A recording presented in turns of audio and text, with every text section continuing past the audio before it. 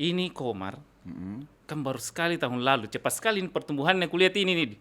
Di sini teng minggu ini buka di sini, minggu depan ada misal lagi di sana. Kenapa bisa tiba-tiba langsung pang. Iya. Tiap minggu tak dua tak tiga. Nah, jadi itu modalku satu mesin karena yang lain ini habis mi.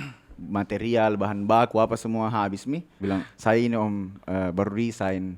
Toh, terus ada semangatku ini buat usaha. Bisa ndak 20? Harus bayar konsekuensi, berantakan operasional, berantakan SDM, manusia tak turnover tinggi Iya, karena betul. ini toh. Nah, jadi pada saat itu bertanya jadi anak ada ndak yang bisa diutus ke sana?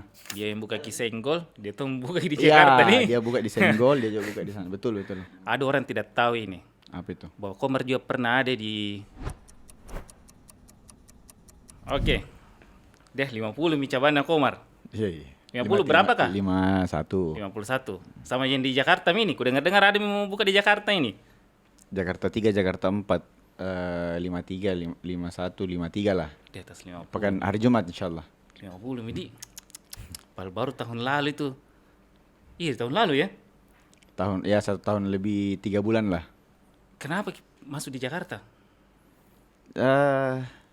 Ya banyak uang di sana. 14 kali lipat marketnya banding Makassar. 14 kali lipat. 10 sampai 14 kali lipat lah. Ini Komar, kan baru sekali tahun lalu, cepat sekali ini pertumbuhannya kulihat ini nih. Di sini teng minggu ini buka di sini, minggu depan ada misal lagi di sana. Nah, minggu lalu dari Bulukumba kuliah mi ada atletna. Ada mau kutanya kini, Ya. apa aktivitas tak kemarin sebelum tak ini buka ini Komar?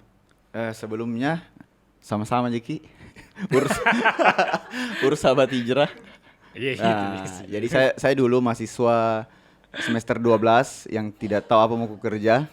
Jadi nyambi itu urus ke komunitas namanya Sahabat Hijrah. Nah, dan sama bapak yang ajak Kak masuk ke dalam. Jadi ya itu. Tapi terbagi dua proses ini Komar. Sebelum Alauddin sama sebelum Pasar Senggol. Jadi sebelum Alauddin saya mahasiswa Oke. semester 12 tadi itu yang Oh, pernah juga dia lu Dindi? pernah ya Alauddin. Dan setiap hari juga ada di sana juga. Tapi dulu bukan Komar namanya. Sempat Komar, tapi waktu branding Komar pertama kali itu Bapak sudah berangkat ke Aussie. Oke. Sudah oke. kerja di sana toh. Nah, itu yang pertama di Alauddin. Yang kedua di buka ulang reopening di Pasar Senggol. Nah, itulah yang 1 tahun 3 bulan yang lalu lah. Pertama kali di Pasar Senggol. Tapi Mm-mm. satu lagi nih. Mm-mm. Ada orang tidak tahu ini, Apa itu? bahwa Komar juga pernah ada di Tudopuli. Oh iya. toh? Iya, iya, iya. Nah, jadi itu chapter pertama Komar lahir di tahun 2000 dari berapa itu lu? 2020. Pas Covid. Jadi 2020 kita buka satu cabang di Alauddin. Masuk tahun kedua 2021 kita buka di Todopuli. Tapi karena kedangkalan ilmu, kebodohan dan seterusnya, semangat saja ada, kolaps. Tutup dua-dua. Nah, Dua-dua langsung. dua-dua langsung tutup. Enggak, berselang beberapa bulan lah. Berapa tahun itu jaraknya itu dari tutup sampai buka di Senggol itu? 2 tahun mungkin. 2 tahun. Di. 2 tahun. Jadi sempat kerja Kak dulu di platform investasi di Makassar yang lagi happening juga ini, namanya Makongsi. Kalau sekarang mungkin berubah nama ke MAW. Kantornya Bapak. Pak Om. Ya, gitu. Pas resign masuk ke buka Mak Komar. Jadi saat itu 4 bulan Kak kerja di sana. Pas resign ada satu mesin kopiku. Mesin kopi kan saat itu tutup nih Komar. Ada tuh yang kecil kayak itu. Iya.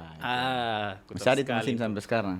Nah, jadi itu modalku satu mesin karena yang lain ini habis mi. Material, bahan baku apa semua habis mi. Nah, itulah yang ku ambil dan ku valuasi. Nilainya sekitar 15 juta.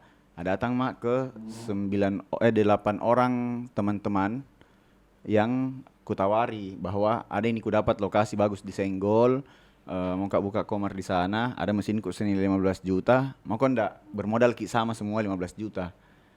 Nah, kenapa begitu? Karena saat itu konsep yang saya pahami, konsep koperasi dan yang mau kujalankan juga, alhamdulillah sampai hari ini sistem koperasi itu menjadi satu bagian penting dalam instrumen ekonomi di negara tak, pun di syariat tak juga ada dalam Islam.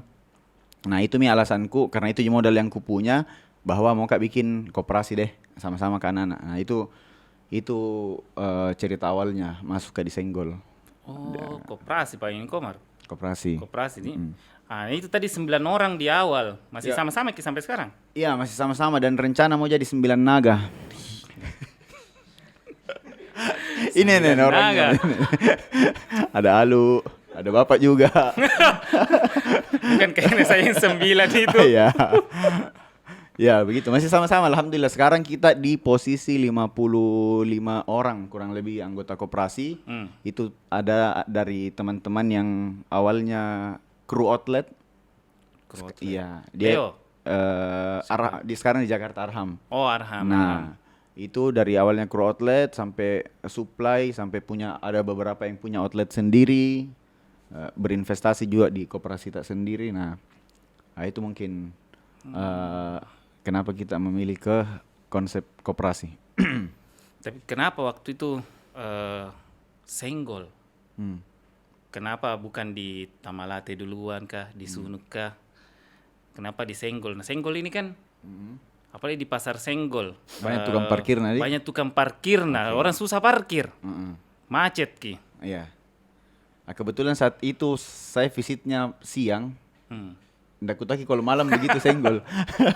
Tapi serius kak, jadi itu hari siang sama kak, ada mantan karyawan dulu sebelum di Alauddin di Warkop. Jadi minta keliling kak, memang antar sama kak cari lokasi. Saat itu ada 3 lokasi kosong, yang mana ini satu pemilik ji. Terus ku bilang sama ini Fitra namanya. Fitra, coba deh perikutannya di situ. Ini kondisi banyak sekali tempat ku datangi. Awalnya mau kak buka di Tamalate, di situ kak berhari-hari ndak dapat kak. Di posisi capek sekali itu mau kak makan. Nah kusuruhlah Fitra pergi tanya itu tempat yang 3 itu yang di sekarang, yang di Senggol. Dia bilang ini Fitra, bisa jadi sewakan kak, tapi budgetnya itu hari dia minta 40. Nah ndak ada budget. Tapi ku bilang cerita uniknya di sini sebenarnya. Ku bilang sama ini om yang punya, kan saat itu hujan, sudah makan, melipir sama dia ini servis HP, Om Sofian, Om Sofian namanya. Nah dia lagi servis HP, ku bilang ku golai ji bahasa orang Makassar tuh. Bilang saya ini om baru resign toh, terus ada semangatku ini buat usaha. Kalau dikasih ke 40 ini ndak sampai budgetku, bisa ndak 20. 50% ku nego. Yang punya itu. Iya. Udah sampai budgetku ini bisa ndak 20 om. Dengan mungkin kasihan gitu, hujan-hujan basah-basah. Dia bilang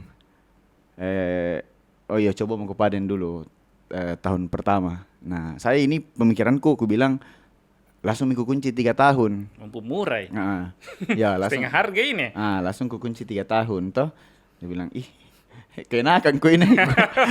Dikasih ku ACC diskon 50%. Minta 3 tahun. Minta ke 3 tahun. Enggak, pada akhirnya 28. Karena minta ke 3 tahun, 28 nak kasih kak. Tapi itu dalam keadaan ku bilang bulan ke-6 pidik baru ku lunasi. Dan nak kasih kak. Iya, jadi jalan aja dulu 15 berapa juta jadi ku bayar di awal. Jalan mak. Begitu. Ternyata pas malam hari ternyata itu di Senggol. Seramai itu adalah isu-isu tempat parkir toh didatangi tukang parkir. Tapi intinya bagaimana selesai itu masalah parkir di sana juga, karena banyak sekali yang tanya kak, bilang bagaimana cara masuk Senggol, semua orang bayar parkir di Komarji tidak.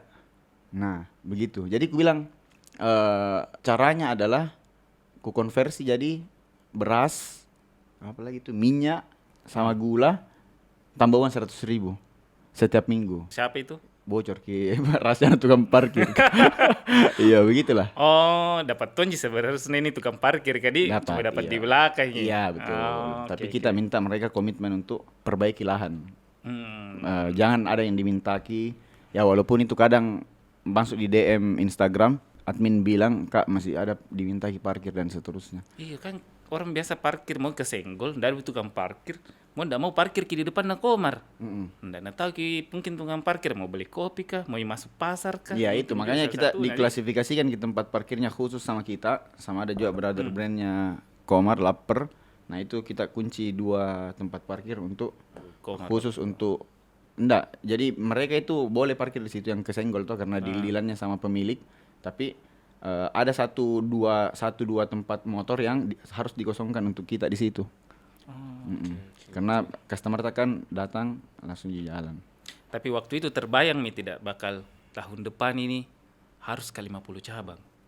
Harus ke sekian cabangku. Waktu itu dibangun gitu Senggol. Karena kan Juli kemarin itu ketemu Jeki.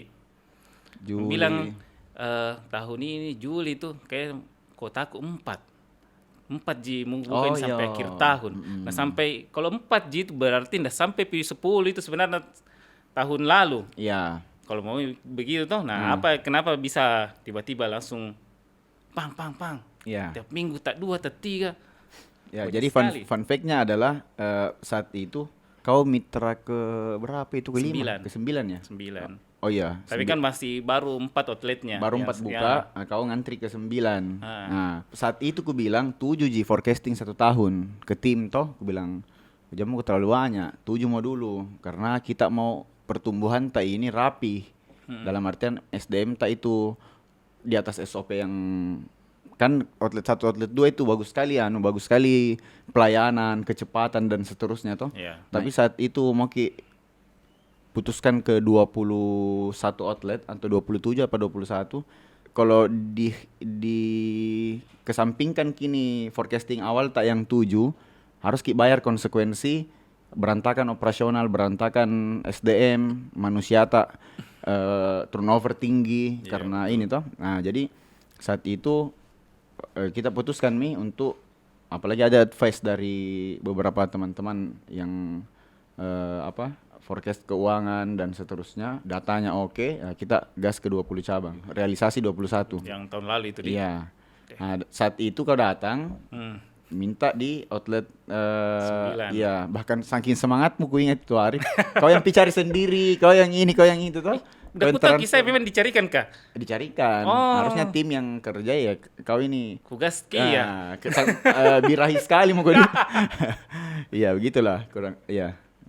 Itu kenapa apa anunya landasan-landasannya kenapa di titik-titik ini, kenapa ada di Tamate, kenapa ada di BTP, kenapa ada di Urip? Apakah itu orang yang mau datang bermitra memang ada mi lokasiku di sini? Nah ini supaya ada juga ilmunya toh, ini cerita-cerita apa ini. Nah, jadi market itu kita sudah profiling memang dari awal bahwa market itu di range umur sekian, kalau dari demografi, terus dari lokasi dan seterusnya.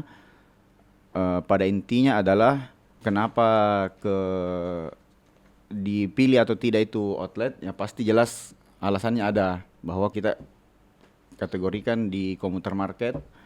Nah, itu kenapa kita di outlet kedua ambil Tamalate.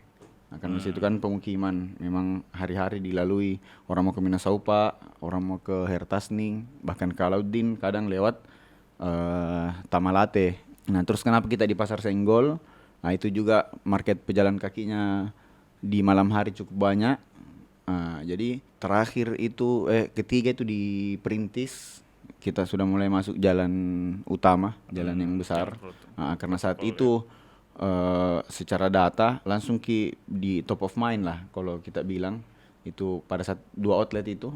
Nah, kita sudah mulai berani masuk ke jalan yang besar karena supaya lebih ada namanya. Cuman faktanya 3 bulan struggling itu Perintis baru settle penjualannya. Berapa mis per hari itu di Perintis ini? Adalah cukup lah untuk Siapa yang punya? makeup istri. Oh, Iya, istriku yang punya. Iya. Bagi-bagi sama istri nih. Iya. Mau katanya bisa tanya. Apa itu? bisa. 13.000. Oke. Itu. Kenapa 13.000? Kenapa tuh 13.000? Iya. Jadi 13.000 itu sebenarnya kalau jawaban terus terangnya kompetitor pertama itu jual 13.000. Market proven lah, diterima di masyarakat dengan konsep itu. Cuman kita analisis kelemahannya dan seterusnya ini brand kompetitor, kita rasa bisa, kita masuklah ke market itu. Tapi secara ilmiah alasannya adalah karena coach saat itu bilang kondisi ekonomi kita ini sedang beberapa tahun ke depan mengalami penurunan, dan memang kita rasa sampai sekarang. Bahasanya beliau itu bahwa market yang di atas ini akan saving orang menengah, bukan yang di atas, yang menengah ini akan saving uang untuk tapi tetap mau produk yang enak. Jadi mereka saving, mantap istilahnya, makan tabungan, butuh dengan produk yang sama tapi dengan harga yang lebih affordable. Dan datanya juga begitu, memang faktanya setelah kita di outlet bertanya ke customer, memang mereka sebelumnya beli kopi 26, 25 di coffee shop. Nah, setelah kita ada, itu mengatasi masalahnya mereka untuk bisa Tetap affordable tetap affordable tapi rasanya dekat dengan mereka. Bahkan ndak kalah enak malah. Ndak kalah enak, betul. Karena secara HPP juga masih masuk, secara margin NPM yang kita targetkan juga, profit yang kita kejar juga masuk, dan alhamdulillah banyak sekali karena konsep itu mungkin ya, konsep margin tipis tapi kali banyak quantity. Itu keberkahannya Masya Allah bagus sekali. Nah, ini kan jauh sekali nih lompatannya dari Sulawesi langsung ke Jakarta. Kenapa tidak Jawa dulu? Jawa Tengah atau Jawa Timur kah dulu, di Surabaya baru masuk ke Jakarta. Tapi memang siap nih memang kah di Jakarta ini? Kenapa Jakarta dan siap ini? Sebenarnya disiap-siapkan saja. Jadi kita itu di Komar kebiasaan kita adalah bahasa yang paling dekat dengan kita itu tawakal ilallah. Ya begitu Ji. Jadi kalau dibilang Jakarta besar marketnya ya secara umum ditahu besar. Secara umum ditahu brandingnya oke kalau masuki ke sana dan seterusnya. Pada saat itu bertanya jadi anak, ada ndak yang bisa diutus ke sana? Angkat tangan mi Arham, dia bilang saya mau kak, bisa aja ke sana. Oh ya ke sana mau. Begitu istikhoro ke sana mau. Dia yang buka di Senggol, dia tuh buka di Ya, Jakarta nih. dia buka di Senggol, dia juga buka di sana. Betul. Dia tuh itu. Nah, alhamdulillah juga sekarang kantor Jakarta juga sudah ada karena menurut ada ya, jadi sudah mulai ya diduplikat lah konsep di Makassar ini, ada head office-nya dan seterusnya di Jakarta juga sudah mulai ke sana. Ya, bagaimana perkembangannya sejauh ini di Jakarta? Alhamdulillah profitable dari 2 outlet, tapi tentu tidak sesignifikan Komar Makassar. Besar sekali untuk itu Jakarta tuh. Besar Jakarta sekali. itu 4 kalinya mungkin Makassar. Jadi buka kisah itu tidak kelihatan Ya betul. Kalau di Makassar mungkin bisa jinaksa ada buka Komar mungkin di Monginsidi kah, di Sungai Sadang. Orang dari Goa mungkin bisa lewat situ 1 minggu. Tapi kalau di Jakarta orang dari Depok buka di Jakarta Pusat kan belum tentu mereka. Lalu itu ya tantangannya yang besar di sana sih. Tapi kalau berhasil insya Allah. Ya, jadi cocok tadi bilang tuh bahwa di sana itu 5-10 outlet itu tidak ada pirasanya. Perintis tadi bilang top of mind Top of mind. Iya, karena saat itu memang yang main satu outlet memang kompetitor satu outlet, ada juga yang kompetitor lain satu outlet Nah kita 3 outlet begitu.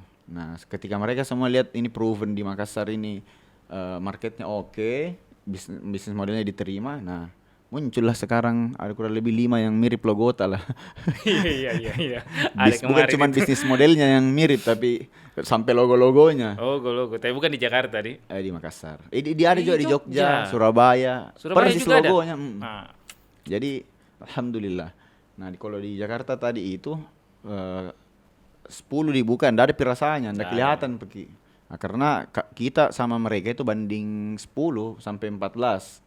Mulai dari jumlah populasi manusianya, market size-nya, luas daerahnya dan seterusnya. Ya memang jadi kalau mungkin ibaratnya Awerki brand di sana itu di angka idealnya 30 sampai 40 outlet 30 sampai 40 outlet. Itu di Jabodetabek atau Jakartanya saja? Jakarta dulu. Kita mapping Jakarta memang dulu. Kalau target forecasting tahun ini 40 Jakarta. Nah, kalau ini proven market oke. profitable semuanya, amin, baru kita masuk ke pinggir. Nah, itu perdebatan juga awal bahwa apakah kita masuk dari pinggir ke tengah atau dari tengah ke pinggir. Nah, karena penunjang ini kan Bogor, Depok, Tangerang, Bekasi di pinggir gitu. Nah itu. Berapa Apa itu? karyawannya Komar sekarang? Kan lumayan itu lompatannya dari tahun lalu. Berapa orang jadi outlet? 6. Berapa orang kalau outlet dulu? 8. 8 tambah 7, 9. 7, 8. Sekarang 9 kalau maksimum Sama yang salesnya tuh. pendiri itu, maksudnya yang awal-awal itu 9 orang berarti 18 orang. Berarti 1 tahun ini berapa total? Kalau sekarang kali ini 50 kali 8 lah. 50 kali 8, 400 outlet. Sektor satu outlet 450, ya ada 600 lah. Kurang lebih Sama 600. iya sama head office. 600. Itu mereka, itu termasuk yang di Jakarta? Termasuk yang di Jakarta, iya. Artinya kan Sama kan- ini juga sama tim-tim Pola ini 20 orang. Wih, masuk tong ini mereka ini. Ternyata orang dalam ini mengundang ini. Iya kan.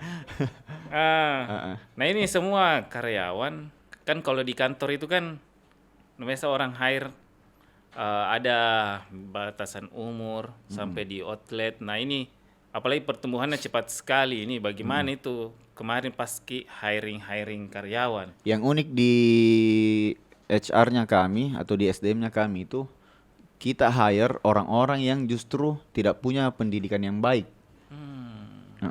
Alasannya kenapa? Karena pertama untuk memberdayakan teman-teman pas tim itu siapapun yang mengisi, tapi lebih ada harapan kerjanya mereka dibanding orang yang S1, S2 misalnya toh. Ya betul. Khusus di outlet. Karena kalau S1, S2 baru di outlet, di S1 lah standar. Di outlet mereka itu dia jatuhnya ada pekerjaan lain ditawarkan dan lebih make sense kina rasa dengan bidangnya, misalnya sarjana hukum atau sarjana yang lainnya, ya mereka pasti cepat untuk berpindah. Tapi kalau mereka yang tidak punya gelar bahkan sampai SD ini, dan itu banyak alhamdulillah di kita yang sekarang sudah isi posisi-posisi yang baik dari outlet, tidak ada sekolahnya ini. Sekarang di kantor pusat nih jadi kepala sektor, kepala area lah. Ini Arham sekarang di mana, apa jabatannya? Arham itu manajer operasional cabang wilayah. Dari kru outlet. Dari kru outlet. Nah, jadi kita memang cari yang loyalitasnya bisa terbangun karena kita yang buat mereka bertumbuh. Bukan yang ada memang isinya terus datang ke kita merasa ada isinya dan seterusnya, ya itu untuk lompat-lompat pasti cenderung tinggi. Nah, untuk manajemennya sendiri alhamdulillah kita ada timnya untuk hiring dan seterusnya, tapi fundamentalnya tadi itu bahwa kita melihat untuk teman-teman yang kurang ada ini kapabilitasnya. Nah, saya mau tanya kini yang terakhir ini, 600 orang tuh apa sebenarnya doa untuk mereka, apa harapan untuk teman-teman yang kemudian berada di ekosistemnya Komar ini. Mulai kan kalau ke outlet itu kan biasa kadang kulit masih muda, datang ke kantor ada juga orang tua, artinya kan semua punya impian berbeda-beda tuh ketika masih muda mau berkembang. Ada maksudnya kita mau fasilitasi ke mereka untuk mereka berkembang. Dan apa harapan mereka ketika dia sudah berkembang, apakah tetap di Komar atau bisa mencari tempat di tempat lain? Oke. Jadi basically kita ini kan sebenarnya koperasi.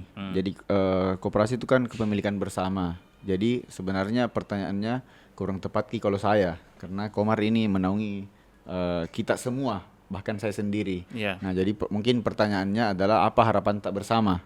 Nah, dan itu sudah dibahas dalam rakerta, rapat-rapat besar di koperasi sekunder dan koperasi-koperasi yang lainnya, bahwa harapan bersama itu dari teman-teman terkhususnya di sekunder, bapak dari atau induk dari beberapa koperasi yang ada di dalam, harapan tak itu kita bisa buat ekosistem ekonomi syariah sebenarnya. Oke, benar.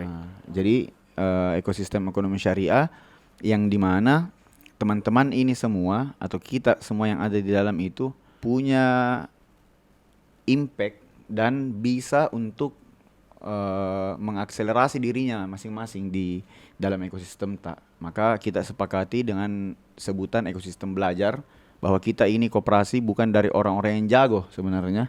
Itu relate dengan apa yang disampaikan oleh Bung Hatta dalam wejangannya terkait dengan koperasi, bahwa koperasi itu tidak dibangun atau tidak perlu, bahasaku ini mempertegas, tidak perlu dibangun oleh orang-orang yang hebat, tapi koperasi itu dibangun oleh orang-orang yang ingin bertumbuh bersama, orang-orang yang Punya semangat gotong royong, ya. punya semangat, betul, punya semangat gotong royong, kekeluargaan lebih tepat kalau bahasanya Bung Hatta.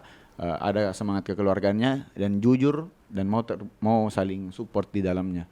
Nah, jadi itu mungkin harapannya kami lagi ekosistemnya, ekosistem syariah. Ya, kita sekarang ada Bank Komar untuk teman-teman menabung, berinvestasi, ada produk investasi di sana. Kita ada juga koperasi jasa. Ya, ini sendiri Pola Talks. Pola Media. Masya Allah ya, Pola Media, Kita Pola bikin Talks. medianya. Pola Media, kita bikin media sendiri. Dan di situ berkumpul teman-teman yang mau mengupgrade dirinya, mau tumbuh sama-sama. Nah, karena koperasi ini bisa dimiliki oleh kita semua, siapapun yang akan masuk ke dalamnya. Ada beberapa koperasi yang lainnya juga, Pandoraya untuk supply chain bahan baku. Nah, harapannya kita semua tadi itu bergabungnya semua ekosistem di dalam ekosistem ini, koperasi-koperasi, kita secara ekonomi bisa kuat. Kita semua ini bisa kuat secara ekonomi. Oke. Mungkin itu. Itu ya. Ya, Oke, thank you bro. thank you.